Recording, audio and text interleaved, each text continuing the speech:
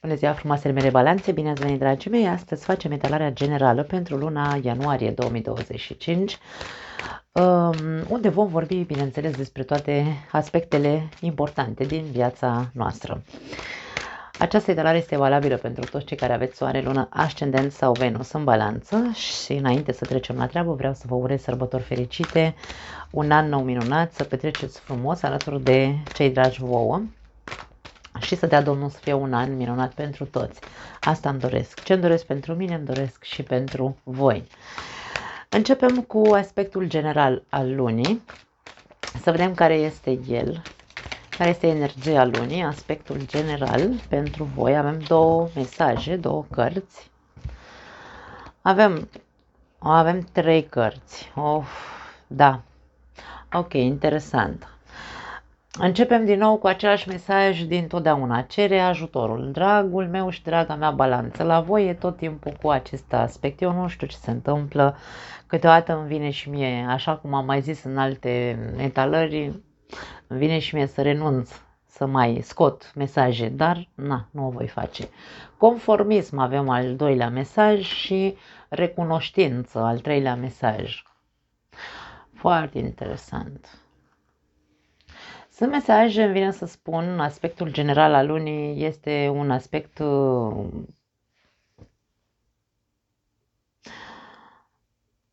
hai să spunem așa, energia lunii este foarte amestecată, foarte ciudată. Unora dintre voi vi se spune că în această lună ar trebui să vă schimbați energia și să ieșiți din capcana minții voastre. Să începeți odată pentru totdeauna să faceți acel proces de recunoștință către viață. Da? Dacă nu știi cum să o faci, cere ajutorul, cere sfaturi.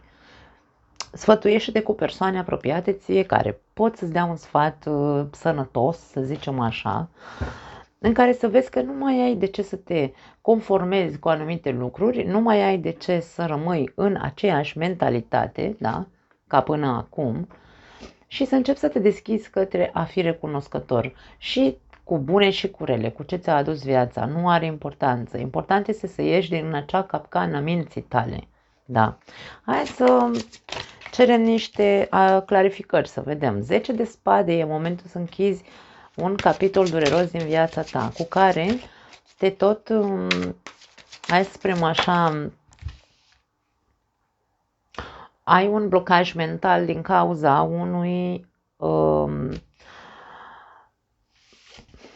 unei suferințe. Avem 7 de monede și avem 2 de bute. E un moment propice pentru voi, dragii mei, să faceți schimbări importante, începând cu luna ianuarie 2025. În momentul să începeți să analizați cât mai vreți să mai stați ca și cum punem una și întreabă-te. La ce ți servește atât de mult chin mental? Chin mental în legătură cu ceva ce te-a făcut într-adevăr să suferi foarte tare. Nu zice nimeni că nu a existat suferință în viața ta, nu zice nimeni că nu ai avut parte de o viață complicată, de trădări, de tot felul de mărșăvii, dacă vrei, da? Nu zice nimeni că nu.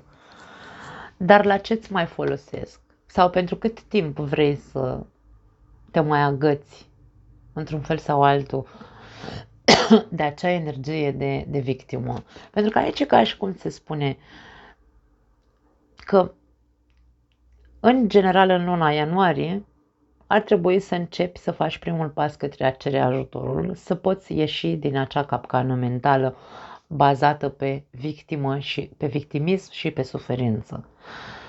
Cu cât suntem recunoscători că viața ne-a dat și momente extraordinar de grele, urâte, care poate alții ar fi murit, să zicem așa, de durere, da?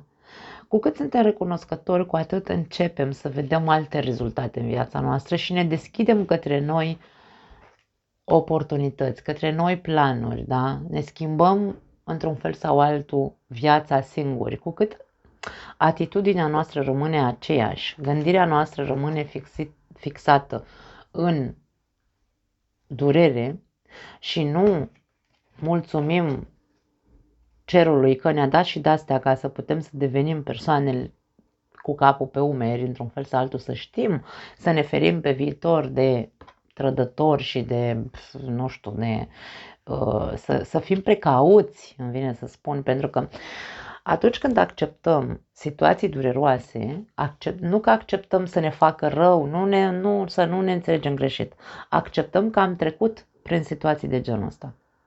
Ce nu m-a omorât m-a făcut mai puternic. Asta trebuie să rămână în capul tău. Nu trebuie să rămână doar aoleu, aoleu, aoleu, aoleu, da? Cum zic eu. Nu e despre asta. Aici energia lunii îți spune nu mai e despre asta, ajunge. Fii mulțumit sau fii recunoscător că ți s-a dat ca să vezi că n-ai murit, domne. Dacă tu stai și mă auzi acum, în momentul ăsta, pe mine înseamnă că nu ești mort. Da? Și aici e momentul să începi să faci alte planuri, e momentul să începi să însămânțezi în mintea ta alte lucruri. Uite-te unde ai ajuns, unde ești în momentul X, în momentul ăsta, 0, al vieții tale. Unde ești? Cine ești în momentul ăsta?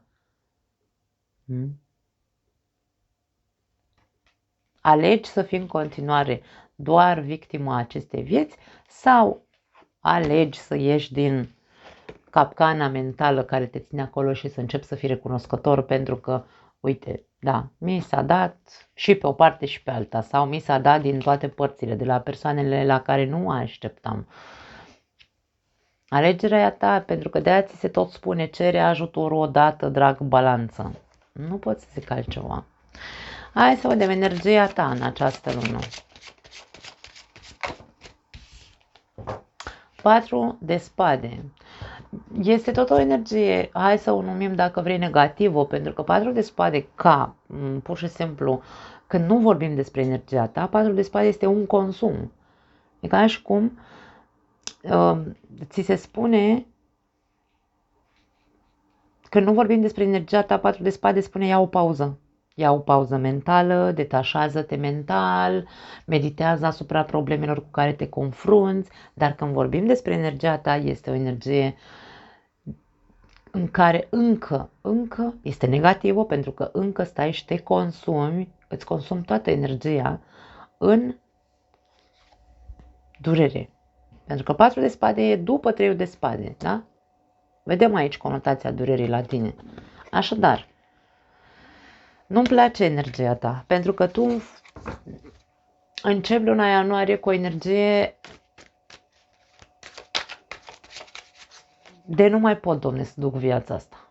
Nu mai pot, nu mai am chef, nu mai am viață, nu mai am voință, nu mai am, nu au loc gândurile pozitive în mintea mea, deci aici e un nu mai pot, 4 de spade ca energie în ceea ce te privește. Avem regele de monede și lumea. Deci lumea știm că este un final. Dacă tu nu meditezi, pentru că aici vorbim de energia ta, care este una negativă, consumatoare de resurse, da? Asta e energia ta. Dacă tu nu meditezi asupra acestor lucruri și nu devii realist, că tu practic îți distrugi inclusiv sănătatea, atenție mare, pentru că poate avea efecte foarte mari. Această gândire negativă doar pe suferință poate avea efecte foarte mari în corpul nostru. Atenție mare! Pentru că aici este vorba despre depășește odată pentru totdeauna. E ca și cum sfaturile acestor cărți către energia ta sunt detașează-te odată mental de acea dezamăgire mare către viață, pentru că te distrugi, te autodistrugi. Dacă nu finalizezi modalitatea asta de a sta în suferință și a observa realitatea care este, că singur te îmbolnăvești, nimeni nu te poate scoate de acolo dacă tu nu vrei să te ajuți, dacă tu nu vrei să ceri ajutorul.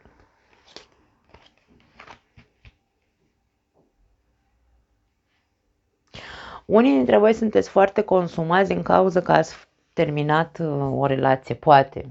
Sau, nu știu, ceva este încheiat, ca și cum închizi ușa sau universul a vrut să-ți închidă ușa în privința unei arii în viața ta, poate fi pe plan financiar, poate unii dintre voi au probleme financiare și nu mai știți pe unde să scoateți cămașa și aici cu lumea e ca și cum s-a încuiat ușa și s-a aruncat cheia, da? S-a terminat ceva în viața ta și asta te consumă foarte tare.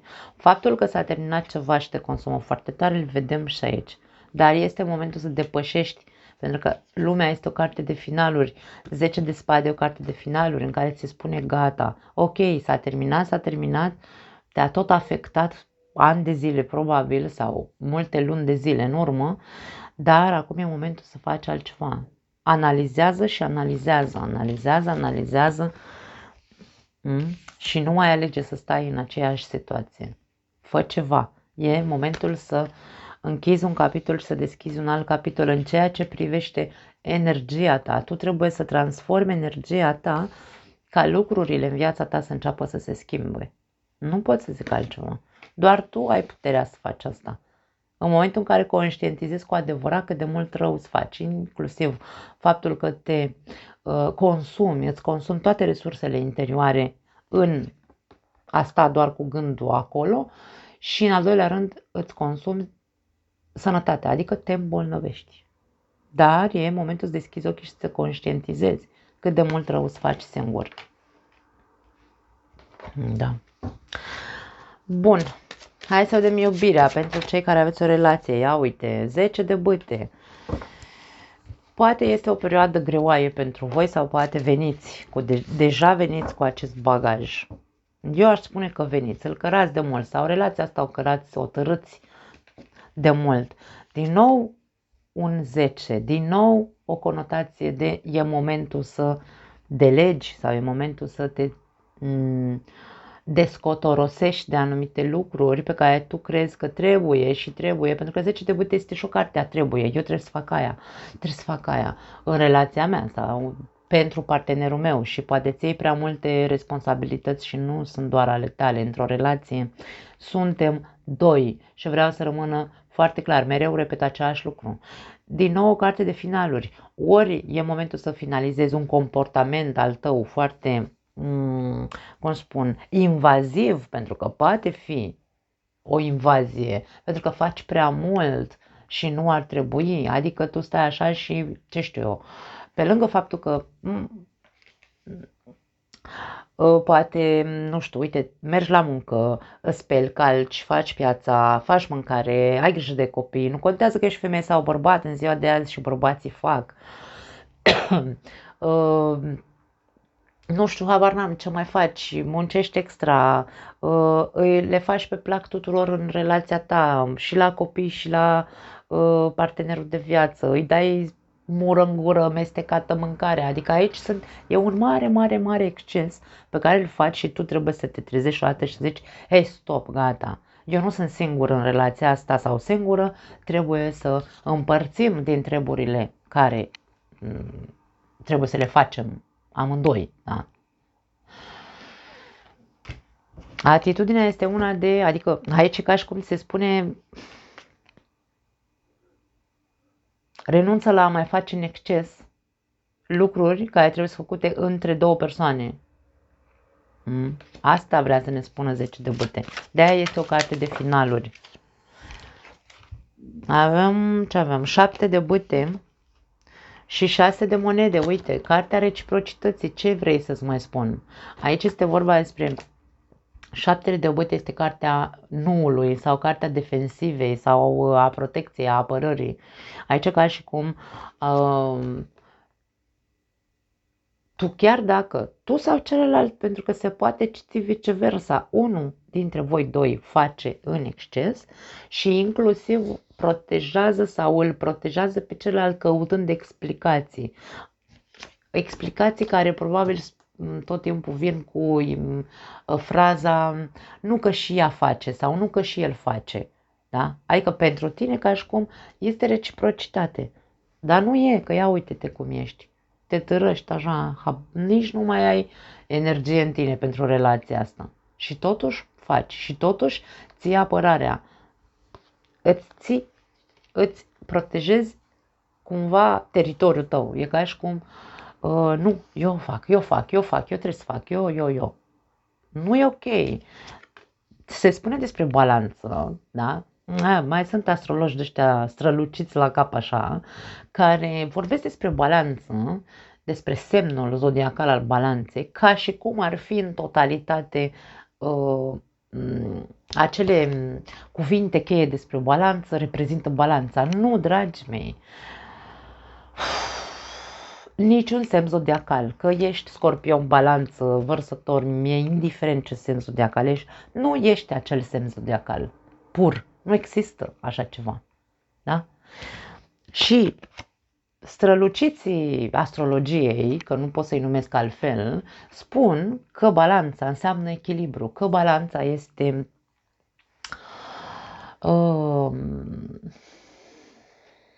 ce mai spun mă ăștia? Îmi cer scuze, nu râd în derâdere sau nu râd că mă amuză, râd pentru că bagă lumea în eroare și toată lumea are impresia că, vezi, Doamne, balanța sau persoana născută în zodia balanță caută corectitudinea, dreptatea, nu e adevărat și nu pentru că e o critică la adresa voastră, ci pentru că personalitatea noastră este construită din unde este soarele nostru, adică la tine este soarele în balanță, unde ai luna pe harta ta natală și unde l-ai pe Saturn. Acolo vorbim despre personalitatea unei persoane, nu doar pentru că e născut în zodia balanță. Așadar, dacă ție ți-a intrat în cap așa de la străluciții ăștia care spun că balanța este semnul zodiacal al armoniei, al echilibrului și tu ți-ai încărc aici multe și îi mai și frânezi pe aia alții, că îți place ție să le dai cu lingurița, că tu ești semnul echilibrului, te înșeli amarnic aici, nu este reciprocitate în relația ta și este din cauza ta. Mă înțelegi? Îți repet. Nu există reciprocitate în relația ta și este din cauza ta. A rămas clar, da? Tot ce se întâmplă în viața ta privată în legătură cu relația ta cu partenerul de viață, acum încercați să mă înțelegeți că se poate citi viceversa, dar vorbim despre balanță, despre zodia balanță aici, despre persoanele născute în zodia balanță. Cei care, într-un mod excesiv, exagerează cu a face pentru relație că asta înseamnă reciprocitate sau că ăsta e rolul ei în relație. Nu. Mai mult rău faci decât bine. Și aici este renunță la năravurile astea de a da cu lingurița în continuare și de a crede că așa e bine și așa e corect. Pentru că nu e. După aia, să nu te întrebi de ce tu ajungi noaptea în pat și nu mai ai energie și poate că nici nu dormi, poate că n-ai mai dormit bine de nu știu cât timp. Pentru că tu ești extenuat, bolnav, terminat. Nu pot să zic altceva. Pe acest canal facem etalări de trezire, de destupare a unor minți care nu observă multe lucruri în viața lor. Rămâne să îmi trimiteți mesaje de hate dacă vreți. Așa cum știm, etalările nu sunt pentru toată lumea. Dacă nu te regăsești în această etalare și încerci să dai din gură, vei fi șters de pe acest canal, nu vei avea drept să mai comentezi. Pentru că mie persoanele care vorbesc gratuit, dacă nu se regăsesc, doar se simt așa cumva jignite, nu au ce să caute la mine în casă. Da, mi s-a mai spus că sunt prepotentă și altfel de adjective, dar nu mă consider prepotentă. Mă consider persoana care îndrăznește să spună verde în față anumitor minți închise și care nu vor să vadă că se distrug singuri. Atât. Nu mă consider prepotent. Ok. Trecem mai departe. Nu. Stați așa că n-am terminat. Am uitat să scot un sfat pentru voi. Din punct de vedere al energiei, din punct de vedere al iubirii, pentru cei care aveți o relație, luna ianuarie se arată o lună încărcată, căreia tu trebuie să îi pui punct, trebuie să pui limite și să spui eu nu mai pot așa, eu nu mai vreau așa, am nevoie să mă ajuți, am nevoie de atenție, am nevoie să împărțim ceea ce trebuie să facem în relația asta. Nu mai pot singur. Cam ăsta este mesajul. Da?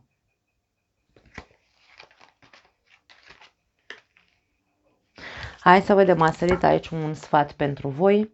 Întotdeauna este posibil să rescrii istoria. Îmi sună acest sfat pentru voi și în altă etalare trecută. Așadar, nu mai am altceva de zis. Doar tu poți să schimbi dinamica relației tale în momentul în care vei pune piciorul în prag. Ține de tine. Dacă vrei să trăiești în cușcă, e treaba ta. E relația ta, tu știi. Dar dacă vrei să ieși din cușcă, pune mâna și începe să faci. Începe să ceri și tu. Ok, hai să vedem cei singuri. Iubirea în ianuarie.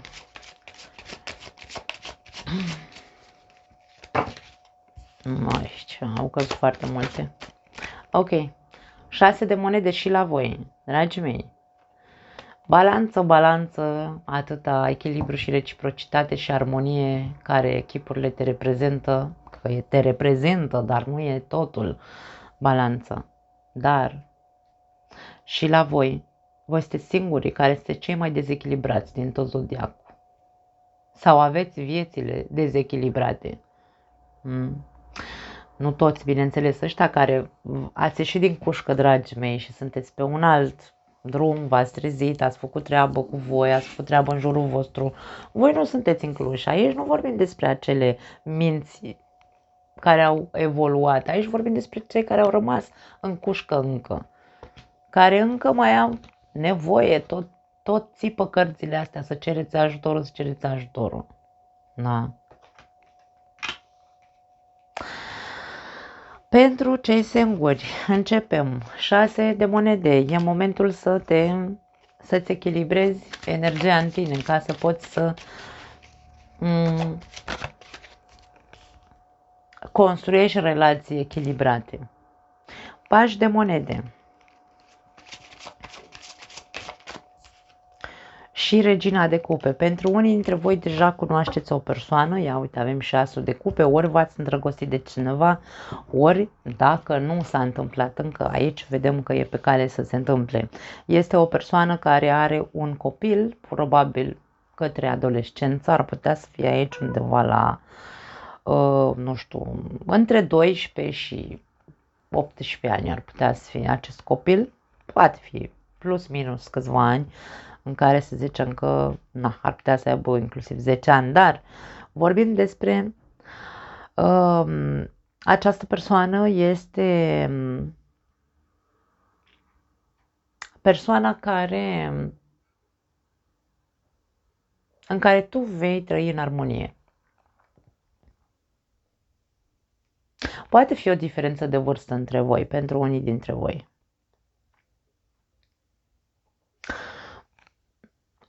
Acum, vârsta poate fi diferită. Ori tu ești mai mic și această persoană e mai mare, de vârstă mă refer, ori invers, ori tu ești mai mare și cealaltă persoană e mai tânără. Cam asta este ceea ce văd. Se așează apele, dacă vrei, în viața ta sentimentală, găsești sau, dacă ai găsit deja, această persoană este cea cu care tu vei avea o relație împlinită, îmi vine să zic. De la egal la egal aici, chiar dacă există diferențe între voi. Hai să vedem un sfat. Ei, foarte interesant, așteptări aici.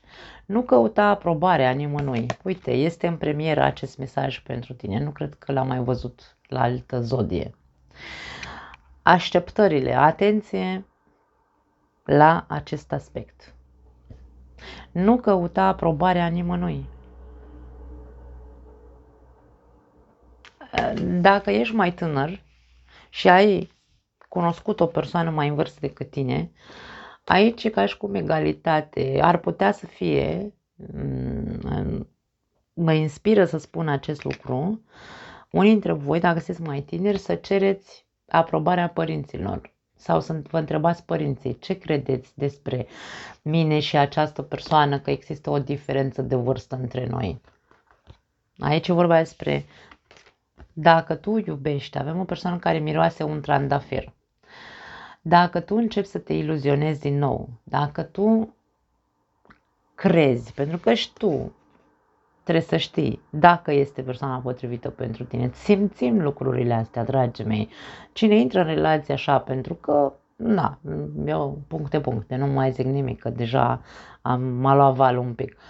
Aici este vorba despre, în momentul în care tu simți că este persoana cu care tu, Domne, ți aduce liniște sufletească, vezi că este generoasă, vezi că există această reciprocitate între voi, compromis, părerea cui ai, de părerea cui ai tu nevoie, de aprobarea cui ai tu nevoie. Pentru că îmi imaginez că ești adult, nu cred că ai 15 ani, zic. Dacă ai 15 ani, ai cum să vezi acest video. Da. Deci, nu aștepta sau nu căuta aprobarea nimănui. Tu doar dă-ți voie să începi ceva cu persoana asta, pentru că 6 de monede n-ai ieșit pe degeaba aici. Da? Mare grijă că 6 de monede este și cartea cerșetorului. Aici avem atât un nobil, da? Cât și mâini întinse, cât și cerșetor, pardon. Nu intra în relație cerșind, pentru că dacă aici tu ceri aprobarea sau aștepți, pentru că vorbim despre așteptări, aștepți ca cealaltă persoană să-ți confirme că, nu știu, că te iubește sau cerșești iubire, nu e despre asta, nu e despre asta. Atenție la aceste energii. Pune mâna și pune-te pe picioare, conștientizează, vezi ce simți, da? Ascultă-te și vezi ce simți despre persoana asta, dar nu intra în această relație cerșind iubire, că nu e o relație sănătoasă și echilibrată și în reciprocitate, nu e despre cerșală.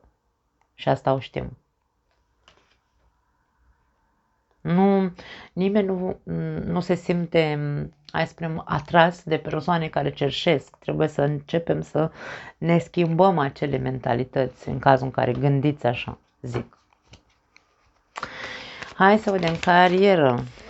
Carieră, finanțe, job, avem cavalerul de monede. Ceva începe să se miște din punct de vedere financiar. 5 de spade și pași de spade. Ok, poate tu ai un proiect aici, de ceva vreme merge așa încet cu proiectul ăla, nu merge cu viteză foarte mare sau poate doar ce ai început un job, ești la început. Aici este o avertizare, atenție la persoanele care încearcă să-ți pună bețe în roate. Avem pașul de spade care este micul spion, tu trebuie să te uiți peste umăr un pic cu cine ai de-a face la locul de muncă sau cu cine ai de-a face în proiectele tale, în afacerea ta, depinde pentru fiecare dintre voi ce dețineți, da? Pentru că putem să vorbim despre carieră, finanțe, job, proiecte și așa mai departe. Fiți foarte atenți la persoanele invidioase, fiți foarte atenți la cei care încearcă să vă sape ca să nu avansați cu proiectul vostru sau să nu avansați la acel job. În general, la nivel general, când vorbim despre economie, vorbim despre nu vorbim despre o abundență financiară extraordinar de mare. Ești ok din punct de vedere financiar, nu e nici că îți lipsește, dar nici că ai. Adică e un fel de termen mediu aici din punct de vedere financiar. Ar putea să existe persoane care faptul că ție nu-ți merge foarte, foarte pe cai mari așa din punct de vedere financiar ar putea să fie din cauza persoanelor ochioase, cum le zic eu, invidioșilor, da? Încercați să știți să vă apărați sau să vă îndepărtați de acele persoane care știți că sunt cu ochiul invidios. Scoateți-le din viața voastră pentru că de-aia vă merge așa cumva te rășgrăpiși, ceva nu merge foarte, ceva nu evoluează, îmi vine să spun, din punct de vedere financiar pentru tine și are de-a face cu faptul că nu ești atent la pe cine lași să te sfătuiască din punct de vedere financiar, pe cine lași să, nu știu, uite, de exemplu, un exemplu tâmpit. Fiecare dintre noi ținem bani în casă într-un loc anume, nu știu, uite, habar n-am, să zicem că ții o anumită sumă de bani de cheltuielile zilnice, să zicem că le ții în sertarul de la bucătărie și tu ai niște prieteni falși, pentru că aici avem o falsitate, ai niște prieteni falși sau o persoană căreia tu crezi sau tu ai încredere în această persoană și te duci și spui, uite, în sertarul cu tare ai banii, sunt banii de pâine, nu știu ce, sau de nu știu ce cumpărături, du-te și ia de acolo și, nu știu, du-te și cumpără un suc. Habar n-am, e o chestie de, eu asta simt aici, ca și cum tu ești atât de credul încât nu simți, tu nu vezi, tu nu ești atent. Nu ești atent pe cine trimiți tu la sertarul ăla din bucătărie să îți ia de acolo 5 lei, 10 lei sau ce știu eu, că nici nu mai știu cum sunt banii în România, pentru că persoana aia, dacă vede că tu ai acolo, nu ai 5 lei sau 10 lei și ai 200 de lei, persoana aia deja, wow, ia uite mă pe ăștia, ia uite-l pe ăsta are aici 5 milioane și îmi zice să iau 5 lei de o pâine. Și e ca și cum îți ia sporul la bani, pentru că tu nu ești atent și nu ești vigilent și nu ești realist că ai persoane din astea pe lângă tine care îți ia sporul casei, cum ar veni. Cam asta e ceea ce simt să transmit pentru alții dintre voi. Treziți-vă, dragii mei, pentru că aici, inclusiv aceste energii invidioase sau energii de da, de invidie, pentru că nu pot să numesc altfel, fac ca banii să nu mai fie, să nu ai un continuu cumva. Ceva se întâmplă din punct de vedere financiar pentru unii dintre voi. Hai să vedem sănătatea. Care-i treaba cu sănătatea pentru voi? Avem o răscruce de drumuri aici. Trebuie să faci o alegere care să fie benefică pentru tine, pentru unii dintre voi. Dacă aveți probleme de sănătate, e momentul să vă alegeți pe voi, să aveți grijă cu adevărat 100%. Da. Hai să vedem ce vrea să ne spună. Rege de spade și 4 de cupe. Aici este o atenționare pentru unii dintre voi. Ori medicul ți-a zis că trebuie să fii mai atent la sănătatea ta și tu încă nu ai fost atent și acum ți se atrage din nou atenția.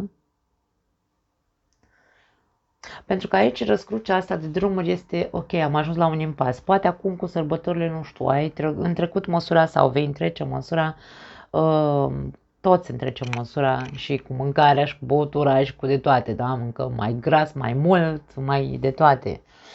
Și e posibil aici să ajungi în luna ianuarie între cumva așa, să zici, mamă, am colesterolul. Aici putem să vorbim de organe duble, da, nu știu, rinichi, uite, ori ceva se dă peste cap, cumva, da. Din cauza că ai făcut probabil un exces cu sărbătorile. Și aici medicul vine și îți atrage atenția și zice, hei, ok, înțeleg că au fost sărbătorile, dar tu știi că ai o problemă de sănătate, că aia nu poate fi ignorată. Da? Aici nu te face că nu vezi sau că nu știai că nu trebuie să faci aia sau să nu mănânci aia. Aici e o atenționare. Aș spune nu e nimic, nu am senzația să fie ceva grav. Na. Vei fi cumva certat, scos la tablă aici de judecătorul suprem, în acest caz medicul. Hai să vedem la ce trebuie să fii atent în luna ianuarie. La ce trebuie să fii atentă balanța în luna ianuarie? Roata norocului, la ce repeți sau la ce se repetă în viața ta? Fii atent la ce schimbări trebuie făcute ca să nu se mai repete un anume scenariu în viața ta. Este foarte clar acest mesaj. Hai să vedem. 3 de bute.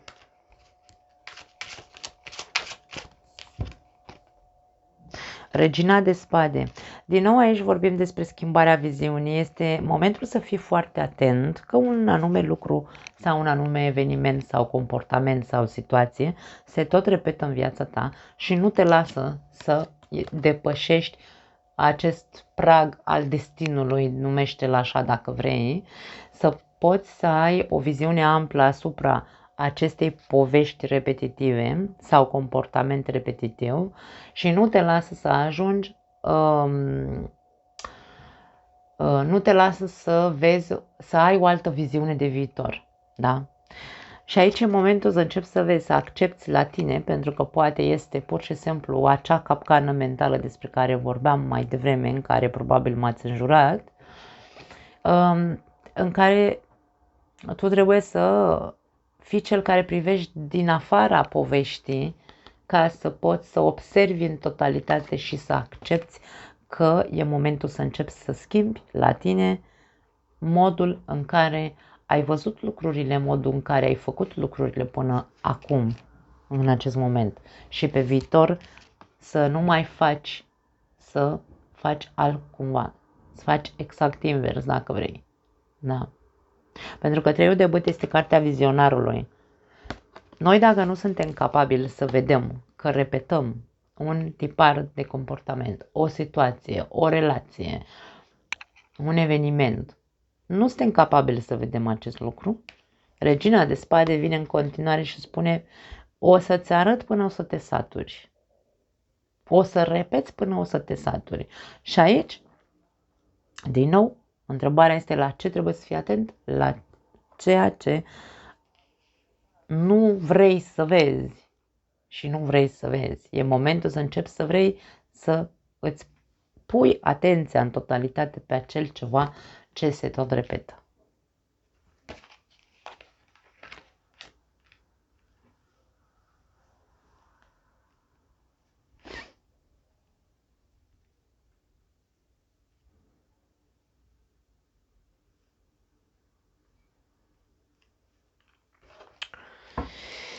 Da. Hai să vedem de ce lucru ar trebui să te bucuri mai mult în luna ianuarie.